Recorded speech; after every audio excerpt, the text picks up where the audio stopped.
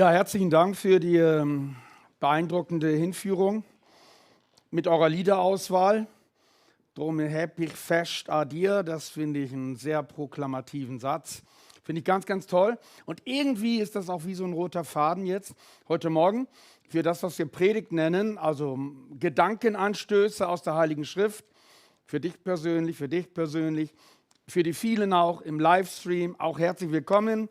Ich freue mich, dass ich euch sehe und dass wir miteinander zusammengehören, hier im Präsenzmodus oder virtuell. Ihr seid Teil auch hinter den Bildschirmen heute Morgen in unserem großen Plenum. Ihr kennt das vielleicht. Wir reden ja manchmal so von unserem Leben im Sinn von, ihr kennt vielleicht diese Fernsehserie, gute Zeiten, schlechte Zeiten. Oder Höhen und Tiefen. Und meistens kennen wir ja die Tiefen in unserem Leben und beklagen die auch. Und immer liegt so eine negative Wertung drin, positiv und negativ. Und ich möchte heute Morgen mal eure Gedanken anstoßen, mal ganz anders zu denken. Übrigens, das will ja eigentlich jede Predigt ermöglichen. Also wenn ich Gottesdienstteilnehmer, Teilnehmerin bin, dass ich angeregt werde, anders zu denken, mal umzuschalten oder auch zum ersten Mal mein Leben zu öffnen für die Realität von Jesus Christus. Auch das Wort in der Heiligen Schrift sagt eigentlich, sei innovativ, denk mal neu und denk mal anders und lade Jesus Christus als Realität in dein Leben ein. Immer wieder geht es um dieses Neudenken, Andersdenken, Switchen, Umschalten, bibelgemäßer Denken und Überlegen. Und das ist meine Absicht heute Morgen auch mit euch. Ich kann dich und dich und dich und dich nicht verändern, aber ich möchte vieles ermöglichen heute Morgen, dass du das tun kannst in der Kraft von Jesus Christus. Also das ist auch heute Morgen ganz viel Eigenverantwortung. Ich habe einen Weizenhalm mitgebracht. Dass der schon ein bisschen vertrocknet ist, das macht jetzt überhaupt gar nichts. Die Heilige Schrift vergleicht ja unser Leben sehr oft mit Bildern aus der Natur. Zum Beispiel auch mit einem Weizenhalm, mit einem Gras, mit einem Senfkorn. Je nachdem kennst du viele auch dieser Bilder. Und ich habe jetzt diesen Weizenhalm mal mitgebracht. Wenn wir als Menschen einen solchen Weizenhalm nachbauen wollten, dann müssten wir Folgendes umsetzen. Einen 1500 Meter hohen Turm, 1500 Meter hoch. Ein Durchmesser hat dieser Turm von 4 Metern. Das ist nun nicht wirklich sehr viel. Ich alleine bin ja schon 1,80 Meter. Die Wände wären 50 Zentimeter dick. In diesem 1,5 Kilometer hohen Turm wären Gänge, Treppen, Wasserleitungen und Materialaufzüge. Dieser Turm müsste auch biegbar sein, nach allen Seiten hin. Und ganz oben auf diesem Turm wäre noch eine chemische Fabrik. Das wäre das, wenn wir mit unseren Mitteln einen Weizenhalm nachbauen würden oder müssten. Ein unmögliches Projekt. Und dieser Weizenhalm, der kann nur deswegen bestehen, weil er an diversen Stellen diese Wachstumsknoten hat. Und Justin, vielleicht kannst du mal die Folie anwerfen. Herzlichen Dank. Eine wunderbare Festigkeit dieses Weizenhalms oder eines solchen Turms, aber eben dieses Weizenhalms, durch diese Verdickungen, diese Wachstumsknoten. Ohne diese Wachstumsknoten könnte dieser Halm nicht bestehen. Jetzt möchte ich euch einladen, dass wir mal kurz einfach mal auf unser Leben schauen. Unser Leben als Menschen. Ganz normal menschlich ist das auch, dass wir in unserem Leben durch Wachstumsknotenphasen hindurchgehen. Wir könnten die auch Krisensituationen nennen, Situationen, wo viel Energie gebraucht wird, wo etwas Neues dran ist zu entstehen. Denn dieser Weizenhalm, der hat ja nur eine Tendenz, nach oben zu wachsen. Nicht auf die Seite und nicht retour, nur nach oben. Und wir als Menschen in unserer Entwicklung genau dasselbe. Und schauen wir jetzt mal ganz kurz verschiedene Wachstumsknoten, Situationen im menschlichen Leben an. Also die Geburt eines Menschen. Und ich durfte das zweimal erleben. Bei unseren 3 Kindern, das heißt, der erste wurde solo geboren und dann kamen Zwillinge, also gerade 2 auf einen Schlag. Und jedes Mal dasselbe, und man kann es ja immer wieder hören und lesen, dann wusch ist das Baby da, sage ich mal so ganz unfachlich. Und dann gibt es je nachdem Klaps auf den Hintern und ein Riesengeschrei und raus aus der warmen Gebärmutter der Mutter. Noch Nabelschnur ist dran, die auch durchgetrennt wird. Und wusch wird so dieses Kind auf die Matte gestellt, sage ich mal, und muss eigenständig leben. Herzschlag, Nahrungszufuhr, Atmen. Und man sagt, das ist die allererste Megakrise im Leben eines Menschen. Und ich sage jetzt zum Thema von heute Morgen, dass der erste Wachstumsknoten, jetzt bist du da und jetzt bist du sozusagen auf eigenen Beinen, nicht mehr am Organismus der Mutter angeschlossen. Dann redet man ja dann auch immer wieder so, meine Frau und ich erleben das gerade so als Großmami und Großpapi wie der Enkelkind, wobei der älteste Enkelsohn ist Nüni und der kleinere, der ist 4 Jahre alt. Aber das sogenannte Trotzalter, oder? Ist auch eine mittlere Krise mit viel Geschrei und viel Geheule und Bocken und Zicken, und das Kind will lernen, sich ein Stück weit die eigene Welt zu erkämpfen. Schwer für die Eltern, schwer fürs Kind. Nein, auch immer mit dem Kopf durch die Wand, das geht auch nicht. Und das ist schon mal so ein kleines Machtspiel immer wieder durch diese sogenannte Trotzphase hindurch. Phase eines Wachstumsknotens, Abgrenzung, eigenen Willen testen. Dann sagt man so, die Einschulung ist wieder ein Bruch zum Elternhaus.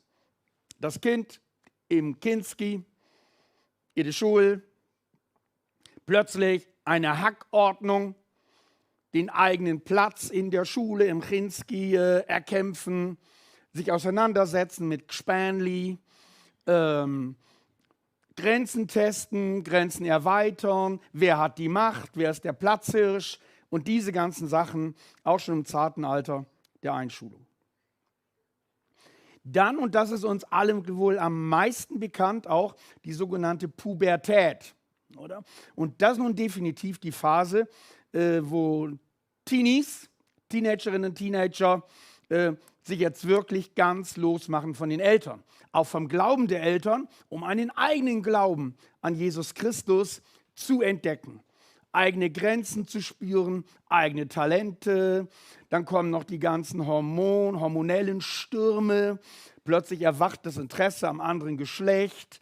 Und Wie geht man mit dem Ganzen um? Da den eigenen Weg finden zum Mannsein, zum Frausein, eine massive Krise und dann dort rein auch noch Berufsfindung, also ein ganz, ganz, ganz starker Wachstumsknoten, der so wichtig ist. Ich will euch nicht stressen mit Psychologie und so Sachen, aber das ist jetzt ganz, ganz wichtig für die nächsten Schritte in unserem Thema auch heute Morgen. Diese Pubertätsphase, dieser Wachstumsknoten ist so wichtig, dass, wenn hin und wieder, das gibt es, Teenager keine Chance hatten, die Pubertät zu durchleben, das muss nachgeholt werden. Und dann gibt es Menschen, die mit 30 ihre Pubertät durchleben. Ich muss das gar nicht vertiefen. Aber das ist so ein wichtiger Wachstumsknoten im Leben eines Menschen, die es sich selbst finden, sage ich mal, auf eigenen Beinen stehen, das eigene Geld zu verdienen, den eigenen Glauben an Jesus Christus zu leben, eigenständig mit Berufskolleginnen und Kollegen umgehen zu können, etc., etc., etc. Und dann gibt es ja so auch diese Phase, so 40, 45, ihr kennt den Begriff auch, man spricht so von der Midlife-Crisis irgendwie. Jetzt hat man einiges erreicht, ja, und jetzt schaut man zurück, war das alles? Oder man ist mittelmäßig zufrieden und wie geht es denn weiter? Vor einiger Zeit kam jemand zu mir ins Coaching, der ganz, ganz, ganz viel erreicht hat, promoviert und war im Ausland und fragt sich jetzt, wie soll es bei mir weitergehen? Und er hatte 7 Optionen und hat mich jetzt gefragt, ihn zu unterstützen, dass er mit einiger Zielklarheit jetzt einen passenden Weg einschlägt. Auch das eine Phase, also ein Wachstumsknoten in die nächste Lebensphase hinein. Was kommt? Gewohnheiten, hinterfragen, aufbrechen. Naja, und dann kommt das, davon kann ich jetzt noch nicht aus eigener Erfahrung reden. Ich stelle mir das allerdings ein bisschen schwierig vor für mich, mal der Moment der Pensionierung, wo dann eigentlich, wenn man Ja dazu sagt, dann gewisse Strukturen wegbrechen und dann so ein Ja zu finden zum letzten Lebensdrittel. Und wie gestalte ich da mein Leben? Dass es mir ja nicht langweilig wird in meinem Leben. Langeweile ist meine Hauptanfechtung, schon als Kind. Ich habe mich viel gelangweilt. Und ich tue alles dafür, dass ich dann mal eines Tages mit 65 ja nicht aufhöre zu schaffen. Also ich will sicher mal, habe ich auch schon mitgeteilt, sicher mal bis 69 weiter schaffen. Also bin ich. Muss kein Maßstab sein. Aber ihr merkt, das bewegt mich sehr, sehr stark. Und ich finde, nein, ich mache weiter, weil ich glaube, ich kann auch gut weitermachen. Gut, müssen wir alles nicht vertiefen. Wachstumsknoten im Leben von uns Menschen. Egal, ob du Christ bist oder nicht Christ bist, das gehört zu den Entwicklungsphasen eines Menschen. Und hier jetzt schon mal an dieser Stelle, jeder Wachstumsknoten ist gut und richtig und wichtig. Also, ich ziehe mal ganz kurz jetzt hier ein Zwischenfazit. Wachstumsknoten sind normal. Komplett normal. Sie können nicht übersprungen werden. Ein Wachstumsknoten folgt auf den nächsten. Und was ich absolut spannend finde, in jedem Wachstumsknoten, und jetzt mal schnell Klammer auf, jeder Wachstumsknoten braucht ganz viel Energie. Manchmal, ich habe das ja versucht auch darzustellen, da, also links dieser Weizenhalm, rechts aber jetzt mal von mir so ein bisschen deutlicher auch gezeichnet, also braucht ganz viel Energie und ist irgendwo auch ein Treten auf der Stelle und ein sich neu orientieren und manchmal vergeht einem Hören und Sehen und manchmal hat man ein Brett vorm Kopf und dann fällt es einem wie Schuppen von den Augen und man ist einigermaßen desorientiert. Alles das gehört dazu, aber, und das finde ich so hoffnungsvoll und da würde ich dich gerne ganz freundlich rütteln und schütteln heute Morgen, in jedem Wachstumsknoten. Und zwar genau, wo du vielleicht auch in einem Wachstumsknoten drin bist. In jedem Wachstumsknoten ist etwas Neues angelegt. Das finde ich so sensationell. Und deswegen ist ein Wachstumsknoten nicht einfach eine Krise und gute Zeiten, schlechte Zeiten, sondern das wäre so toll, wenn es dir gelingen könnte, auch immer wieder mal neben dir zu stehen und mal dich anzuschauen, auf dich herunterzuschauen und mal zu überlegen, was ist eigentlich los? Und mal zu schauen, was sind denn die neuen Dinge, die sich vielleicht in einem Wachstumsknoten drin schlussendlich entwickeln möchten. Also das ist so spannend, aber ich muss mir jetzt am Riemen reißen auch wegen der Zeit, das sage ich jetzt nicht aus rhetorischen Gründen, sondern um mich so ein bisschen an der Kandare zu halten auch. Aber zum Beispiel in Jesaja heißt es, zum Volk Israel sagt Gott, ich schaffe Neues, Neues wächst auf, seht ihr es denn noch nicht? Und die Israelitinnen und Israeliten, die waren in Babylon, in der Gefangenschaft, aus Wachstumsknoten gründen, hat Gott sein ungehorsames Volk aus Israel nach Babylon, das so ungefähr heutiger Irak, weggeführt. Babylon. Und jetzt ermutigt Gott sein Volk, die sind in einer Wachstumsentwicklungsphase drin. Merkt ihr, was ich am Einfädeln bin und tun bin, mitten im Wachstumsknoten, in dem ganzen Punkt.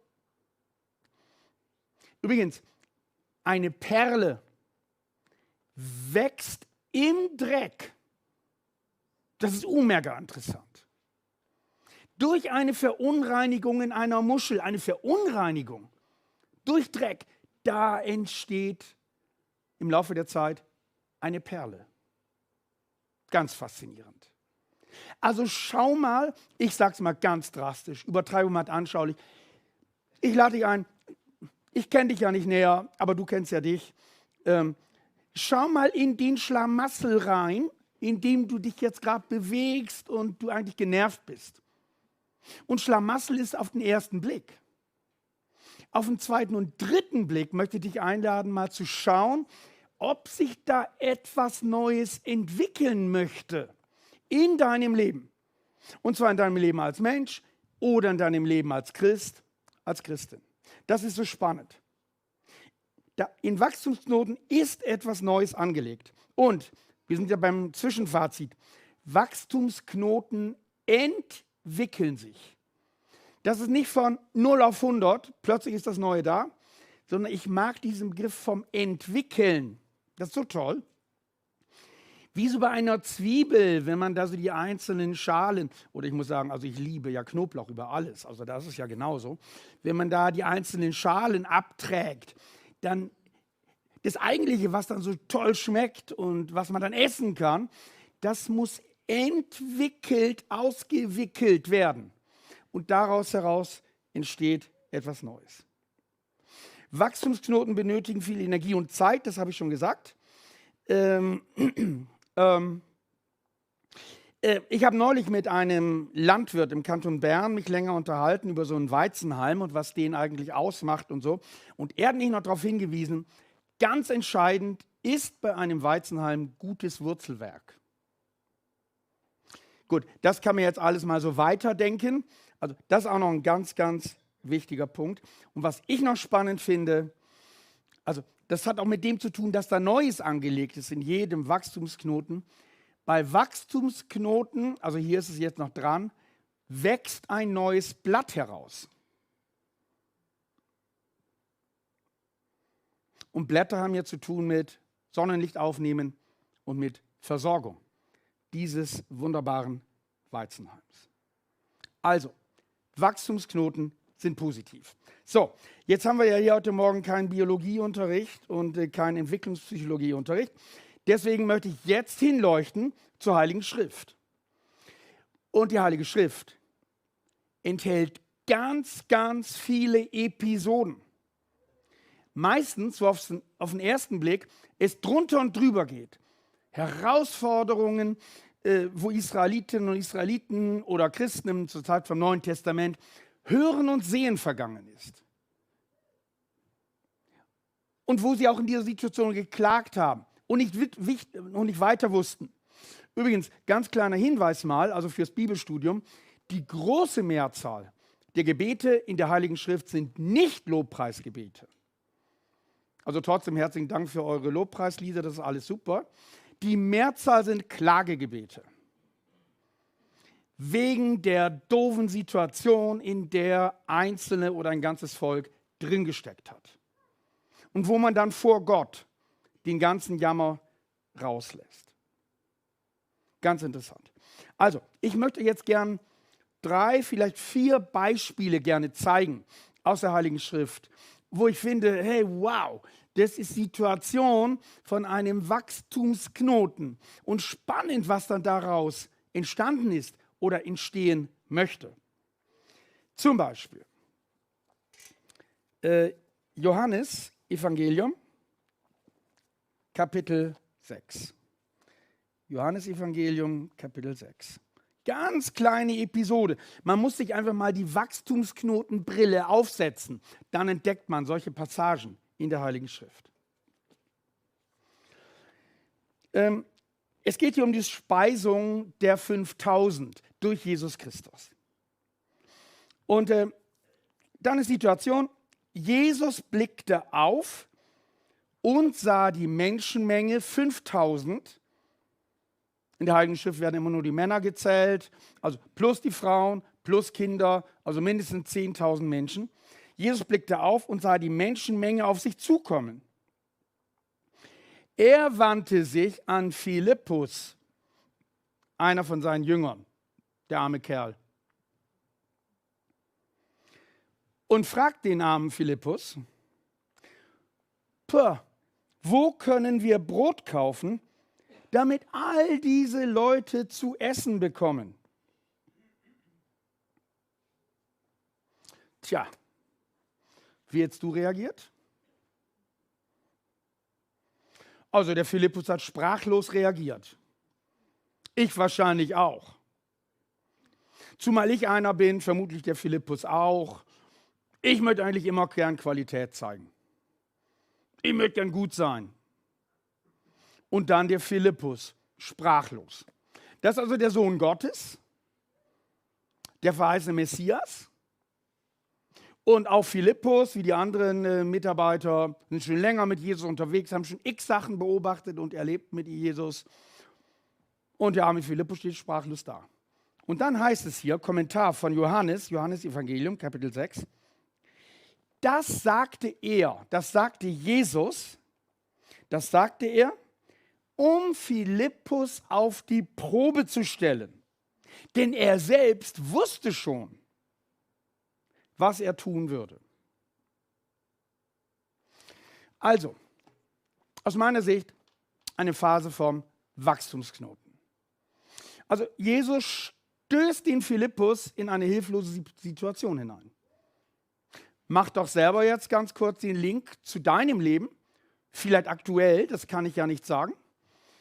Wo bist du in einer Situation, vielleicht jetzt gerade, wo du auch hilflos reagierst, also auch sprachlos bist und vielleicht sogar nicht einmal ein paar Gebetsworte so über die Lippen bringen kannst? Ich meine, du könntest ja vielleicht einfach mal klagen. Schüttet euer Herz aus vor ihm, liebe Leute, heißt es mal in einem Psalm. Also mach doch da bitte gern mal den Link zu deiner vielleicht jetzt aktuellen Lebenssituation. Also Philippus wird in die Situation von Sprachlosigkeit hineingeführt, aber Jesus dachte sich etwas und das finde ich so toll. Bin nicht sicher, ob wir als Christinnen und Christen nicht doch auch immer wieder irgendwie schicksalsgläubig sind.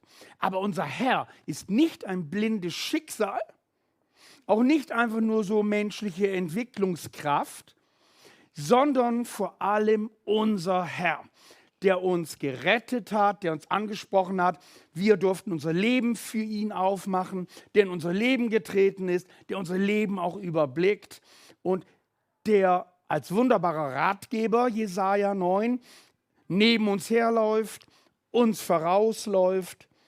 Das ist der Jesus in deiner Situation. Und deswegen lade ich dich ein, bleib in deinem Wachstumsknoten drin und bleib nach vorn gerichtet. Jesus sagt ja mal, in seinen Endzeitreden sagt man dem, erhebt eure Häupter. Das Kopf niedersinken lassen, nach unten schauen, ist in der Heiligen Schrift immer ein Ausdruck von Misstrauen. Ganz am Anfang der Bibel, senkte den Blick, wo Gott ihn gefragt hat, wo ist dein Bruder Abel? Und Jesus sagt, ihr hebt eure Häupter, weil sich eure Erlösung naht, heißt es dort. Aber das heißt auch, es kommt ja auf das, was jetzt entstehen möchte. Und es wird durch Jesus Christus freigesetzt in unserem Leben. Ich möchte an dich appellieren, an mich, mir einen Knuff in die Rippen geben, dir auch ganz freundschaftlich und wertschätzend aufrichten, drinbleiben, dranbleiben. Jesus Christus, ihr seht hier rechts, es geht manchmal kreuz und quer, kennt den Ausweg und den Weiterweg. Ein zweites Beispiel, auch ganz interessant. 2. Korintherbrief, Kapitel 1, Vers 4. Also der Paulus beschreibt hier, dass er auch nicht einfach, wie wir manchmal denken, so der supergeistliche Hochflieger ist, sondern auch immer wieder so herausfordernde Phasen in seinem Leben und Dienst erlebt. Und dann sagt hier der Paulus, auch wenn ich viel durchstehen muss, Wachstumsknotensituationen, gibt er, der lebendige Gott, mir immer wieder Mut. Darum, Paulus zieht für sich eine Schlussfolgerung aus dem Ganzen. Darum, aus dem folgt, darum kann ich auch anderen Mut machen, die Ähnliches durchstehen müssen. Ich kann sie trösten wegen meinem Wachstumsknoten und meinen Wachstumsknoten. Ich kann sie trösten und ermutigen, so wie Gott mich selber getröstet und ermutigt hat. Das Besondere, diese besondere Ressource aus dem Muße. Also versteht ihr, ich denke immer wieder mal auch da 1. Mose 50, die ganze Geschichte von Josef mit seinen Brüdern. Und rückblickend sagt Josef, ihr gedachtet es böse mit mir zu machen, aber Gott gedachte es gut zu machen. Und wenn ihr die ganzen Berichte über Josef und seine Brüder vor Augen habt, dann wisst ihr, was für ein sensationeller Ertrag daraus entstanden ist für alle Israeliten. Hungersnot etc., was er damals war. Und Josef, der ganz unten durch musste, jetzt bin ich wieder bei menschlicher Sprache, unten durch, der ganz durch diesen Wachstumsknoten musste, war nachher der für seine ganze Familie und fürs ganze Volk sorgen konnte. Und versteht ihr, Paulus bekennt das auch. Das sind, ich sage es jetzt einfach mal, es sind eigentlich beschissene Situationen. Aber er gibt dem Ganzen eine Deutung, weil er nicht nur menschlich auf das drauf schaut und sich grämt und sauer ist und Trübsal bläst, sondern es gelingt ihm auch, mal auf die ganze Situation zu schauen und was der Ertrag ist aus dem Ganzen. Und das möchte ich euch auch einladen. Das ist so das, was aus solchen Situationen aus Sicht von Paulus bei ihm so entstanden ist. Und noch eine Episode aus dem 2. Korintherbrief in Kapitel 12. Kapitel 12, ab Vers 8. Der Paulus, der hatte ja irgendeinen Ärger mit seinem Körper. Irgendwas hat nicht gut funktioniert, hat weh gemacht und hat ihm so sehr zugesetzt, dass er sogar sagt, Es ist wie so ein Stachel des Fleisch, im Fleisch, oder dass er wie von Satans Engel mit Fäusten geschlagen wird. Das ist so das, was Paulus erlebt. Und dann schreibt er hier als ja gute Konsequenz 3-mal, das heißt ganz oft, habe ich zum Herrn gebetet, dass der Satansengel von mir ablässt.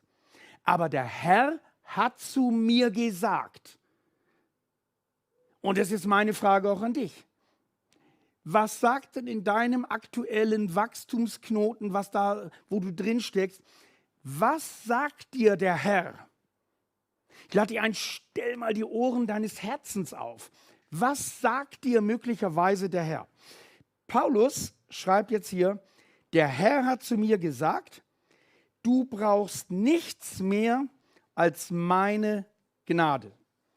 Und dann, ich würde schlucken, je schwächer du bist, lieber Paulus, desto stärker erweist sich an dir und durch dich hindurch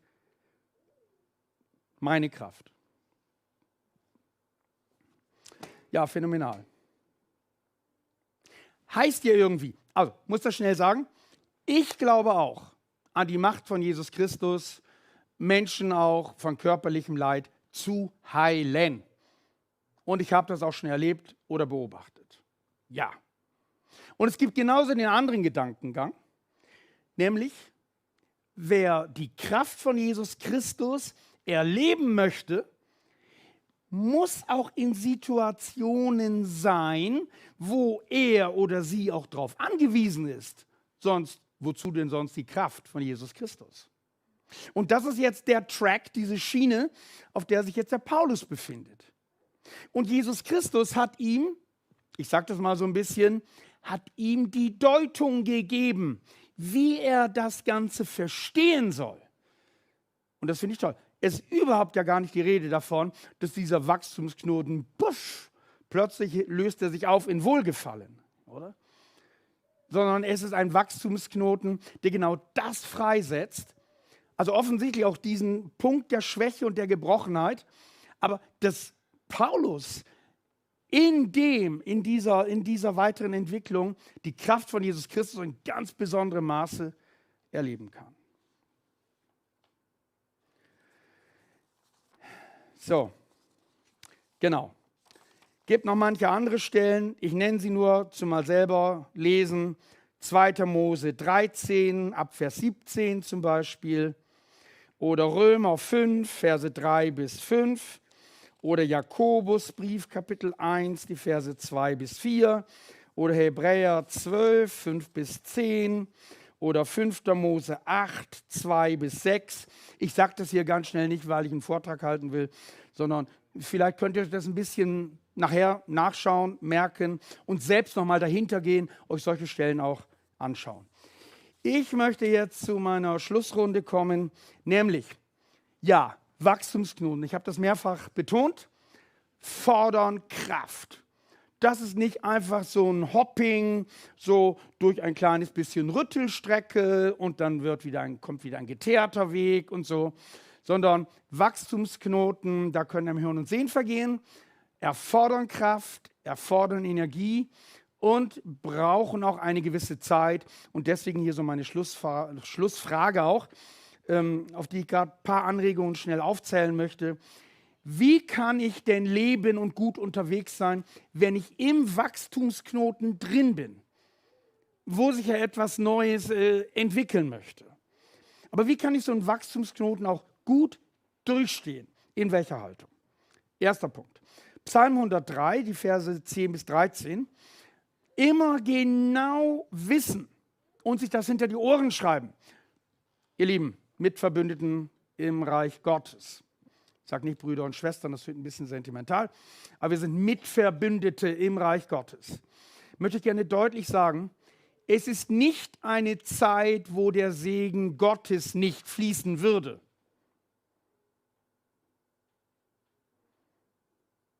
Mach die Qualität deines Lebens mit Jesus Christus nicht daran fest, dass du anscheinend in einem Wachstumsknoten bist und es ist vieles so ganz anders, nämlich B. Anders als ich das eigentlich so verbinde mit gesegnet sein. Mach's nicht an dem fest. Psalm 103.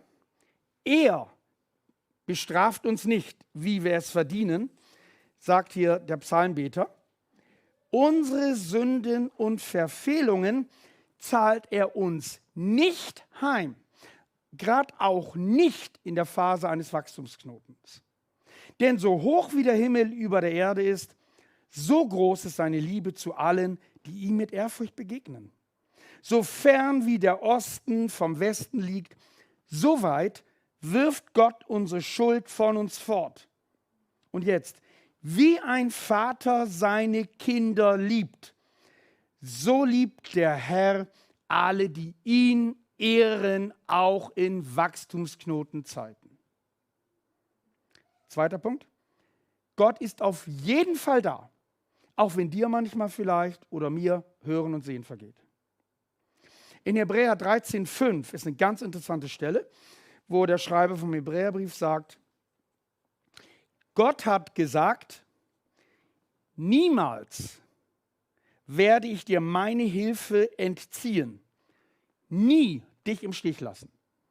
Und in der griechischen Sprache, will ich nicht stressen mit Griechisch, aber das ist doch ein interessanter Gedanke, spricht man hier von einer doppelten Verneinung. Ich würde jetzt hier mit meiner Energie und sprachlichen Kreativität sagen, niemals, never, ever und 200%ig niemals werde ich dich verlassen oder dir meine Hilfe entziehen oder dich im Stich lassen. Also wie deutlich sollte denn Gott das noch sagen? Ganz, ganz tolle Aussage. Gründe dich drauf, schlage Wurzeln, auch wenn dir manches um die Ohren fliegt, in so einer Zeit, wo sich ein Wachstumsknoten am entwickeln ist.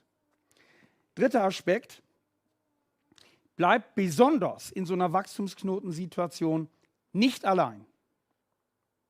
Ihr erinnert euch so an so eine Phase auch, davon spricht das Lukas-Evangelium, die 2 Emmaus-Jünger, so rund um die Auferstehung und Tod von Jesus, also denen ist ja alles um die Ohren geflogen, oder? All ihre Träume, alle ihre Illusionen, ihr liebster Jesus nicht da und da haben sie irgendwas um 10 Ecken herum gehört, dass er auferstanden sei und pipapo und so weiter. Und dann sind sie am Wehrweisen und am Klagen und so weiter.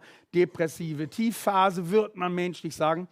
Und dann verhandeln sie es so alles miteinander und dann mischt sich da ja jemand so ins Gespräch ein. Und das ist toll. Bleibe nicht allein, sondern Wehrweise, red über dein Ergehen.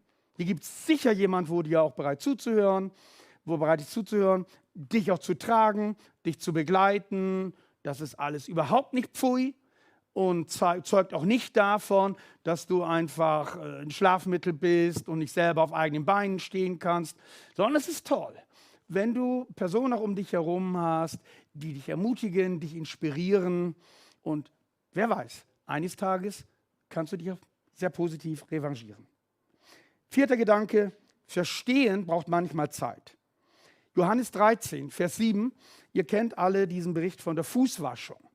Und der Petrus findet das einen totalen Blödsinn und begreift gar nicht, warum sein angebetener Jesus Christus ihm seine Käsemauken und seine Stinkfüße waschen soll. Also der kriegt das nicht auf die Reihe. Jesus ist doch der Sohn Gottes und was? Und du willst mir die Füße waschen? Und er wollte gar nicht. Und da sagt Jesus zu ihm, was ich jetzt tue, lieber Petrus, kannst du jetzt noch nicht verstehen. Du wirst es aber später begreifen. Tolle Verheißung. Und Schlussgedanke, Gott ist nicht launisch. Jakobus 1,17, dort heißt es, so richtig deutsch und deutlich, lauter gute Gaben, nur vollkommene Gaben kommen von oben, von dem Schöpfer der Gestirne. Bei ihm gibt es kein Zu- und Abnehmen des Lichtes und keine Verfinsterung. Er lässt sein Angesicht leuchten über dir. Mein Schlusssatz: glattes Wachstum wäre schön. Wachstumsknoten aber sind wertvoll. Gut, ich möchte noch mich ganz kurz an Jesus wenden und mit ihm reden.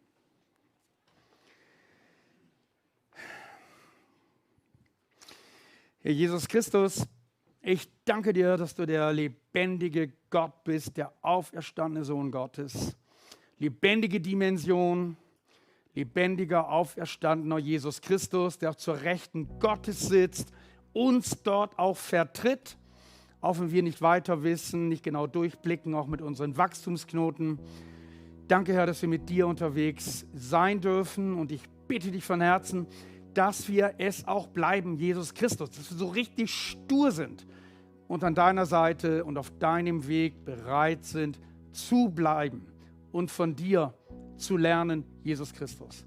Und in dem Sinn bitte ich dich für alle hier heute Morgen, dass wir dranbleiben an dir, dass wir immer wieder gut hinschauen, was ist los, dass du uns auch hilfst zu verstehen, was los ist. Und ich bitte dich für die heute Morgen, die jetzt so diesen Kontakt zu dir, diese Sicht auf dir noch nicht so auf dem Radar haben, Herr, dass du ihnen begegnest und sie auch ihre Hände in deine Hand einschlagen dürfen. Amen.